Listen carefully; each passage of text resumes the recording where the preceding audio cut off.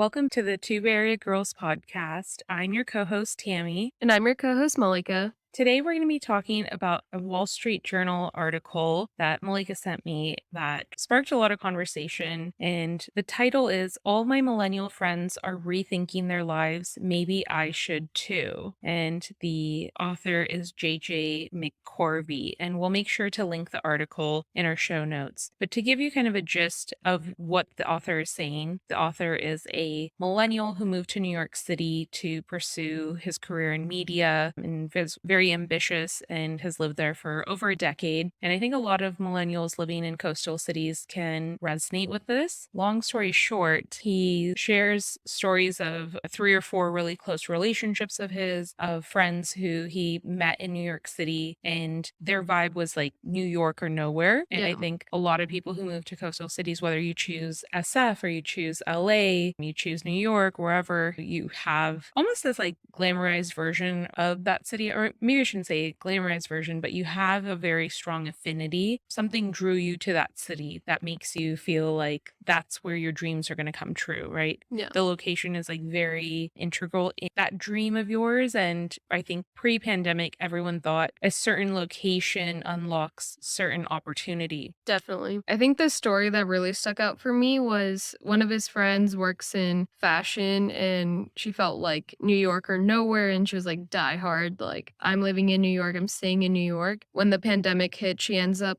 going to Hawaii for whatever reason. She ends up trying to figure out a way to still pay her Brooklyn apartment rent and her new Hawaii place because she's just like absolutely loving it in Hawaii. And she never thought like any other place would actually hold her attention. I would say. And I thought it was really interesting because I feel like the pandemic was really, really horrible. And maybe it's still going on or maybe it's not, but it really helped Zillennials and millennials really unplug from the matrix of kind of just like being on Instagram and living in a coastal city and just like hustling really hard to achieve our goals. A lot of the times I feel like why people choose a coastal city is like job opportunities. Yeah. So because of that reason, it's kind of, they just kind of go hand in hand. It's maybe not even so much like the city is amazing, but like the job is there. Yeah. And it seems like every major city has kind of a chokehold on a certain industry. Yeah. Like if you want to do startups, SF is the place to be, right? If Yeah. you're going to move to the South Bay, or it's like over the past decade, we've really seen like SF become like the startup darling. And if you in the past wanted to go into entertainment, or, now even like you want to be an influencer, LA seems to be that place that magnets people. And New York's always been like finance and media and fashion. It's interesting, like post-pandemic, now we're having new cities kind of step up, and Miami is, really attracting a lot of people. Maybe if you're in finance or you're in crypto or you're in startups, Austin has definitely pulled a lot of startup people. It's interesting because the type of startup people Austin's pulled, I think, are different than SF. I think for building software, SF still is the dominant city, but that's a whole nother tangent of how things have shifted post-pandemic. What's interesting is people are finally realizing through content and social media and podcasting, all these different new avenues of connecting with people are giving you an opportunity that you don't have to be in a coastal city. And because not everyone likes city living. Yeah. And it gets very draining. Everything's like insanely expensive. So if you can't afford to live in the actual downtown of a city, your commuting in, your commute's going to be at least 2 hours, 2.5 hours. And it's just this grind that over time just like beats you up. Yeah, it causes major burnout. Yeah. I also think like just the absence of like social media also allowed people to just like take a break. I saw a lot of people around like 2019, even early 2020 wanting to be like, I'm going to quit Instagram. I'm going to really just cut back on how many hours I spend on social media. So I think that like absence also kind of gives your mind a good break. And because other people are not able to do anything because everyone was at home, it kind of allowed people the room to actually reassess what makes me happy versus like what was I just going along with groupthink and group mentality, and that actually doesn't make me happy. So maybe the elimination of FOMO. Yeah.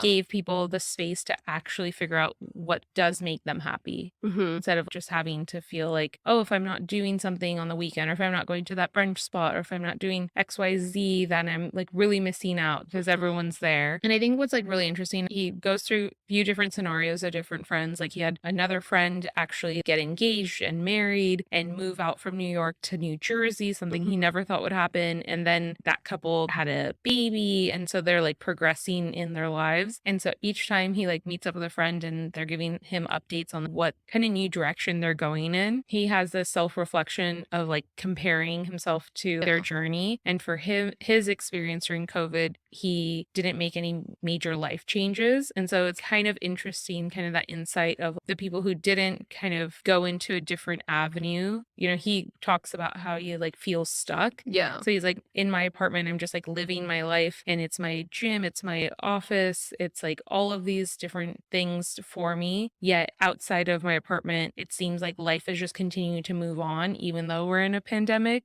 And Mhm. he has like this really like weird experience of figuring that out. And it kind of prompts him to go back home and kind of reassess like, oh, I'm actually like missing out time with my family and my nieces and nephews. And does my ambition of being a big city like trump my like longing for connection to my family Yeah. and those relationships? So I thought that was like really interesting. Yeah, I feel like pre-pandemic, you always had to make a decision, Hmm. like career or kind of like your personal life. Yeah. And when I talk about personal, I mean like maybe your family, whatever like state you move from or whatever country you move from. Yeah. And now in like a post-pandemic world, it feels like you kind of do have a little bit more choices. And it's interesting to see what choices people make. Because it seems like Yeah. a lot of people did leave coastal cities and they want like more space. Maybe they moved to a suburb or they moved to a whole different city. Yeah.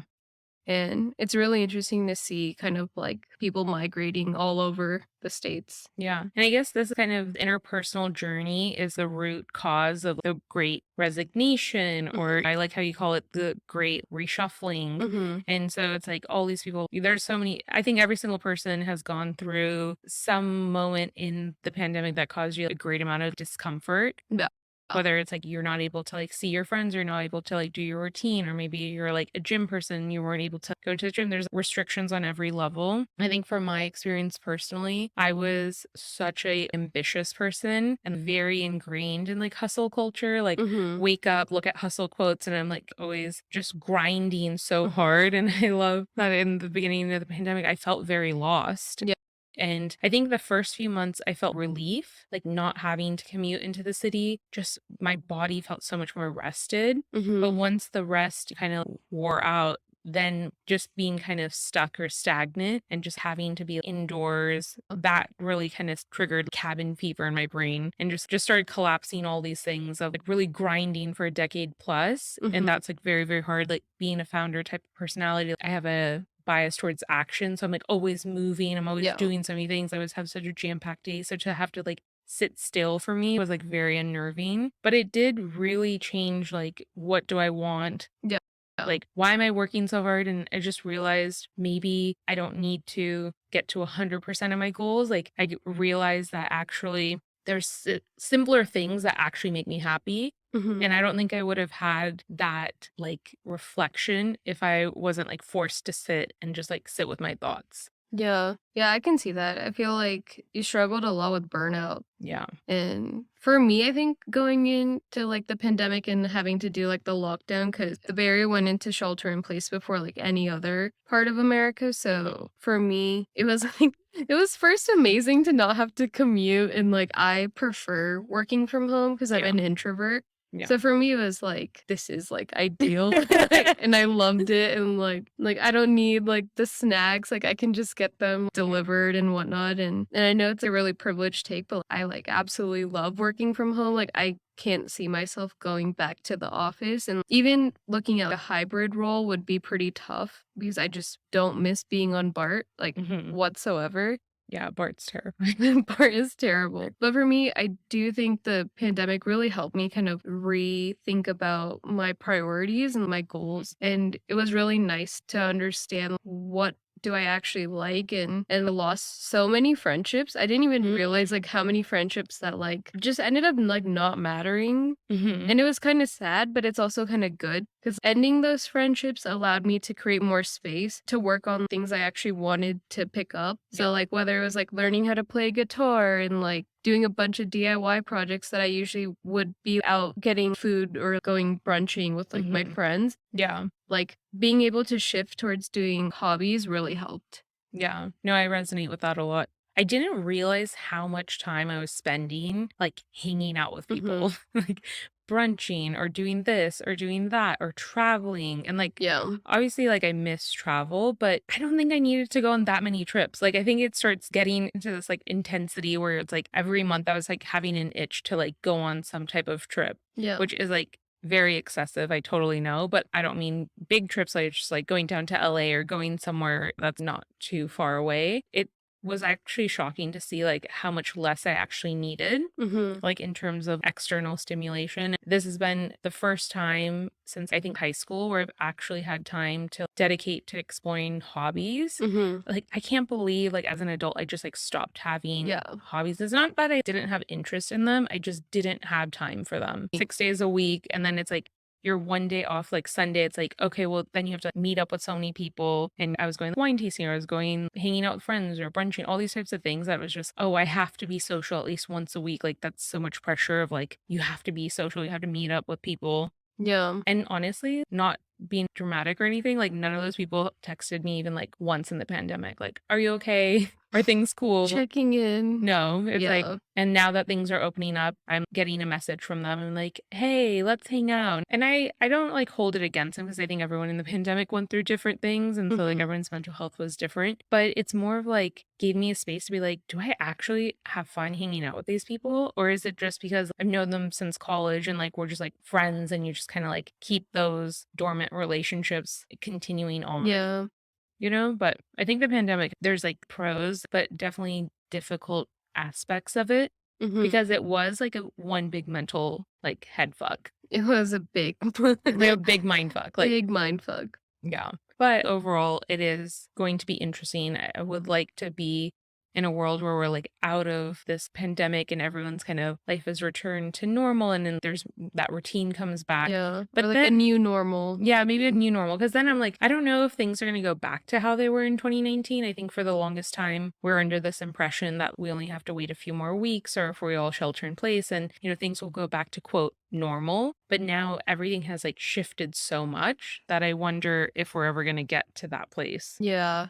Yeah, I'm not sure. It'll be interesting to see how everyone bounces back because so many people made different life decisions during the pandemic. So I'm really interested to see where everyone ends up. And let us know if you made a big life decision during pandemic, if you regret it or if you're living like oh no, I almost caught myself living your best life. No, none of that anymore, I guess. But I guess living your more authentic life. yes. Yeah, let us know on Instagram if you made a big life decision and if you're regretting it or if you're really enjoying it. Yeah, we'd love to hear that. Thanks so much for listening to this episode of Two Barrier Girls. We hope you follow us on Instagram and Spotify so you know when we have a new episode dropping. Thanks so much and have a great day. Thanks for listening.